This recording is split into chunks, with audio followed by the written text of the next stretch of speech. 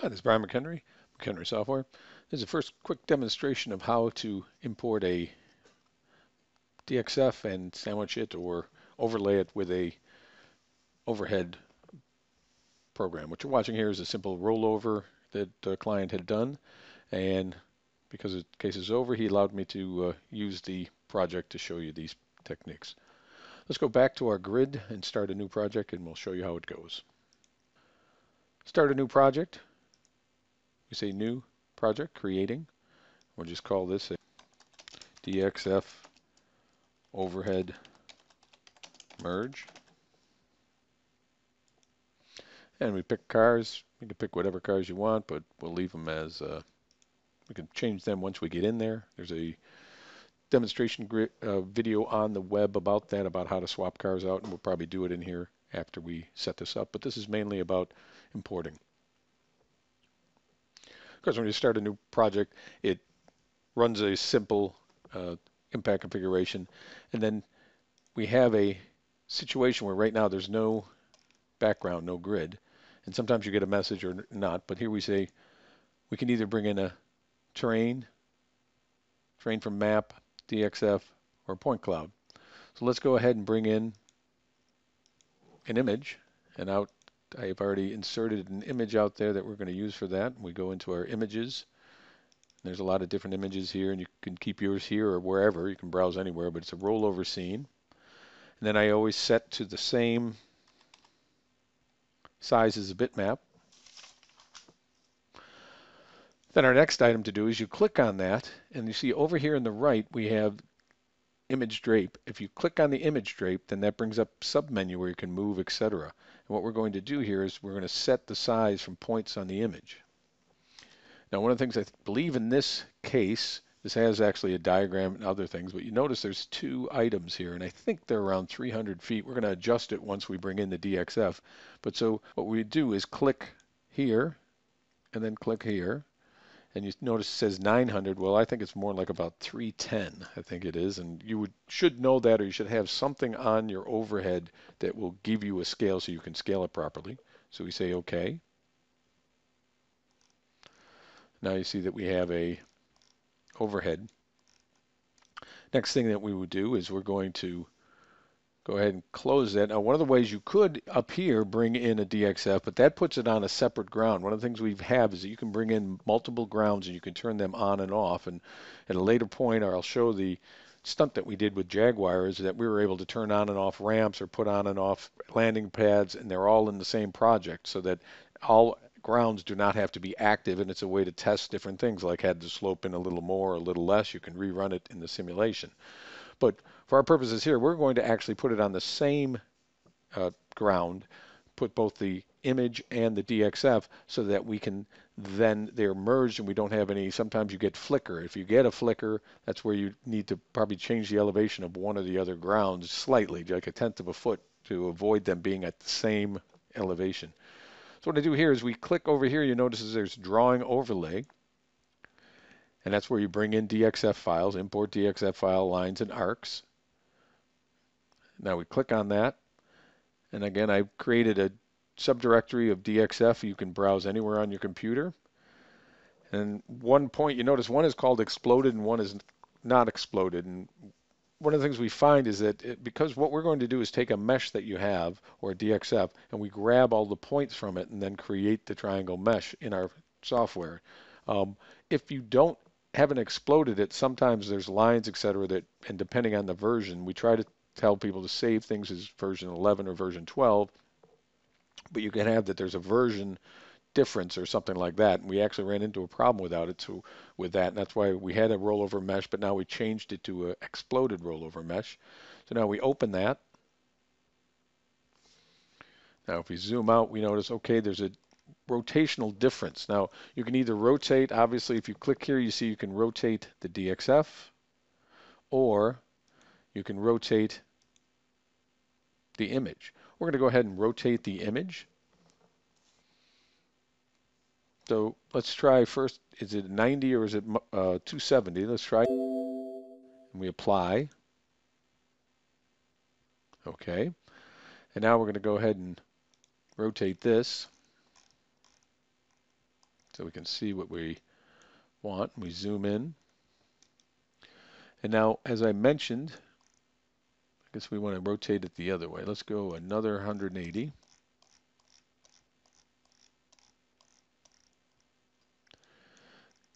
Now the thing we want to do is we want to bring it so that we know those 2 points that I mentioned earlier, this point here and there's a point there, are on this. You see there's a point here and a point there.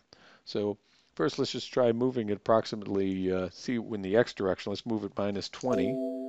We apply. Okay, that moves a little better. Let's try -30. So you do an incremental move and then you can move it plus or minus, etc. We're going to try moving this one -100 because it needs to go to the right. And that looks like a little bit too much. Not bad, as a matter of fact, it's not bad at all. Again, we're looking at that point here, and there's a point here. There's 2 points that are water drains, and we're not in a horrible position. But let's try moving it maybe a little bit more.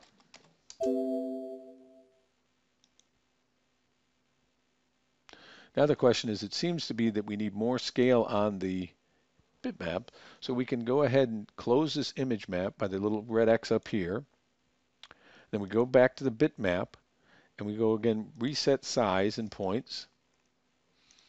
And right now we had 305. So we put this, that was at 310, I mean. So let's try that at 320. That's getting a little better. I think we need to go slightly more. So we again set size from points on image. We click. Let's make that 325. Now we seem to be pretty good. Now we can actually go ahead and adjust either the image drape or the DXF. We're going to adjust the image drape, and let's just move that a foot. Oh, it's the wrong way, so we want to go to 31, -31. Now we have a pretty good match, as you notice. You see that grid is pretty close. You obviously could take a little more time, check the scale a little bit more. Now the next question is, how do we surface this? Well, we close this round, and here is our edit elevations. When you open the edit elevations, you notice that you can select all entries. Let me zoom out a little. I believe we're adding an ability to rotate this. That'll be in an update that's going out probably later this week with a number of other items that we'll mention in here. But so we zoom out, and you notice that you can add points, edit points, delete points, and then there's talking about making triangles. That's and another video we have is where we talk about how to add elevations to a bitmap. Well, we've already got the elevations because that's in that DXF. We go to this upper right that says select entities for elevation, and we go ahead and select all, and then we say done selecting.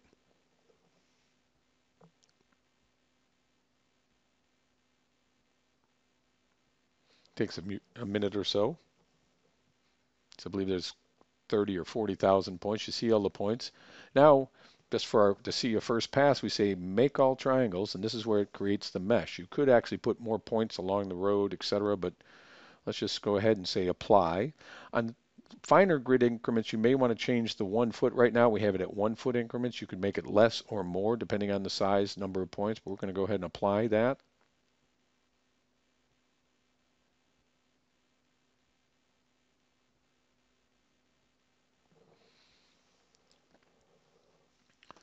Now you notice it doesn't look that much different, but if we hit home, you see now when we go down into you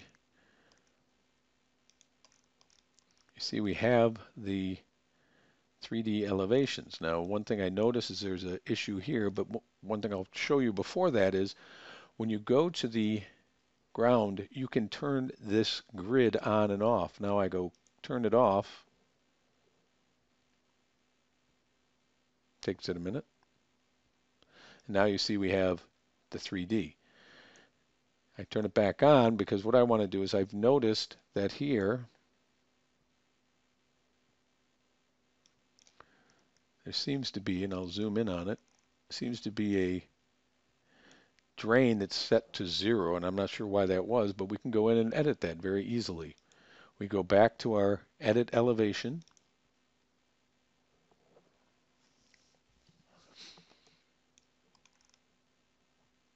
And if we zoom in,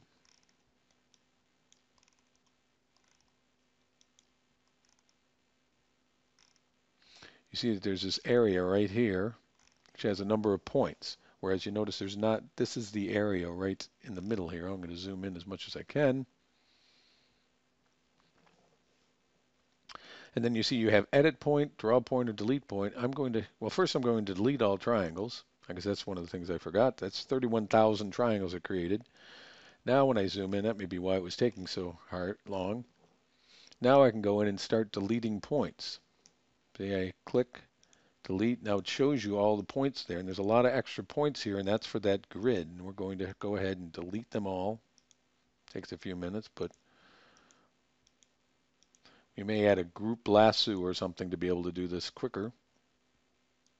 Obviously, you can do this in your CAD program too, knowing that there's points that are at a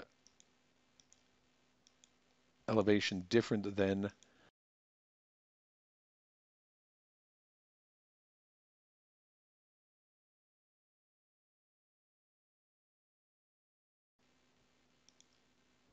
okay. Now we go ahead again up here and make all triangles. Now we apply. Now we go down to ground level, and you see that that is not there anymore. And let's go ahead and let's turn off the overlay. Now let's go ahead and put our cars in position to run down the road. So if we click on one of the cars, again, you click over here to the initial position, and then you see the little red dot. We've made them a little bigger, and you can grab it, put it here. We'll turn it around. Then we grab this one. We bring that here. And we turn it around. And let's put both of these speeds. Let's see what our speeds are. Put this one at 45. And put this one, you click on the vehicle, and then over here on the right, put that at 45. So now with our tracking view, we've got these positions to view the simulation, and so here we go. You see how it sees the terrain that we've done, the draping. And of course, we can change things like turn off the tire marks. Let's turn those off. Or actually, how about we just show only skids? And we do the same for this one, vehicle 2. Skid, skid, vehicle 1. Skid and skid. And one last thing is, as we had mentioned earlier, it's very easy to swap out. How about we swap out these vehicles? Let's make this one a Mustang.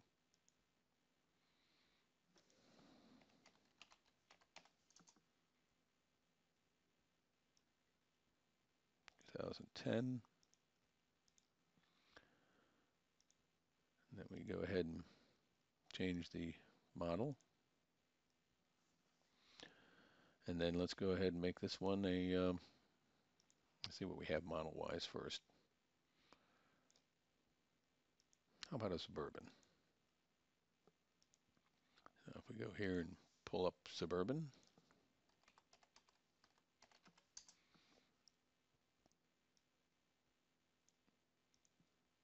obviously you will pick the actual model you use. And then we go ahead and rerun.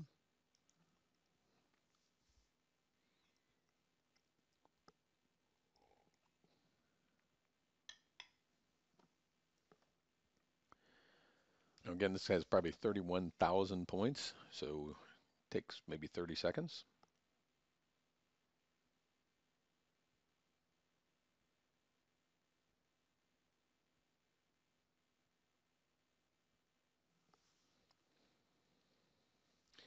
And now we have our final product.